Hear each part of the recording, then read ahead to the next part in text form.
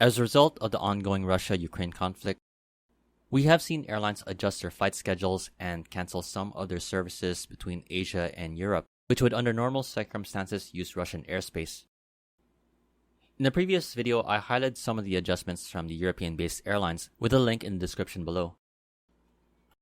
This video, however, will highlight some of the recent actions taken by the Asia-based airlines related to their flight operations to and from Russia along with the use of the Russian airspace. To start things off, some of the Asian-based airlines have started to announce the flight cancellations on routes to Russia. Among the first airlines to do so was Singapore Airlines, which announced on February 28 that it would be suspending services on its Singapore-Moscow route, operating as SQ362 and in the return segment SQ361.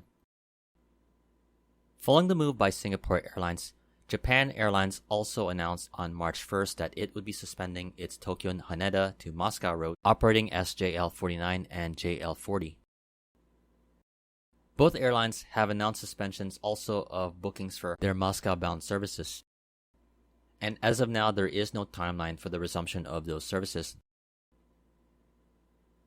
Along the flight cancellations, there have been some movements made by the airlines to reroute some of their flights that would normally use Russian airspace. In its own update, Japan Airlines is still operating some flights to London, though they will be suspending flights from the Tokyo area hubs Haneda and Narita to Paris, London, Helsinki, and Frankfurt. Meanwhile, its local counterpart, All Nippon Airways, also announced some disruptions to its European-bound flights. In its own advisory, ANA advised of flight disruptions or cancellations for its services to Frankfurt, London, Paris, and Brussels.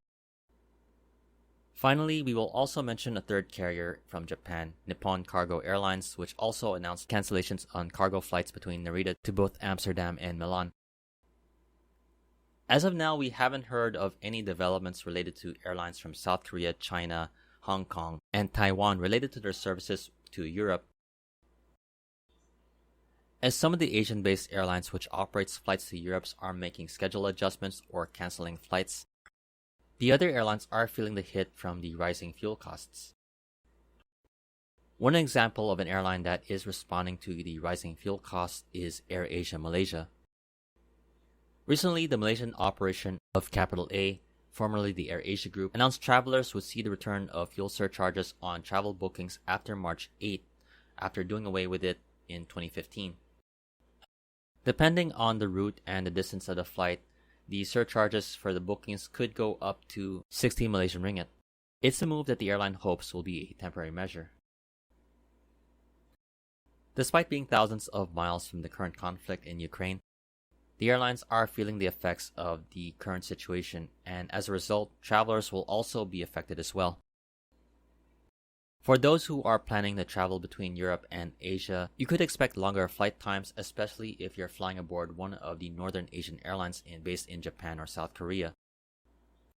An example of how this could play out would be the current situation with the Japan Airlines flights between Tokyo and London, which is operating a longer route to avoid Russian airspace. If you have been spending time on Flight Radar 24, you will notice some of the adjustments being made by Japan Airlines for flight JL43 from Tokyo Haneda to London Heathrow.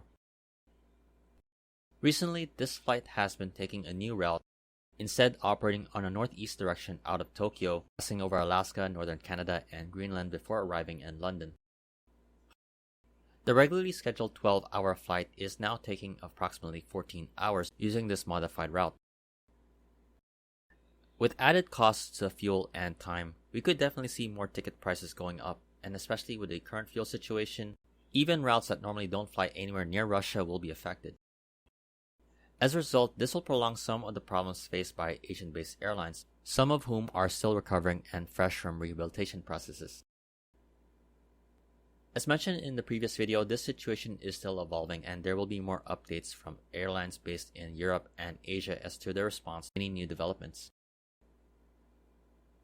In the meantime, I definitely hope you enjoyed this video. If you liked it, please like, comment, share, and subscribe. This has been Flights in Asia, highlighting news and updates from the aviation and travel scene in the Asia Pacific.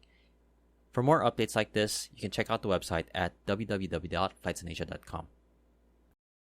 Thank you for watching and have a great day.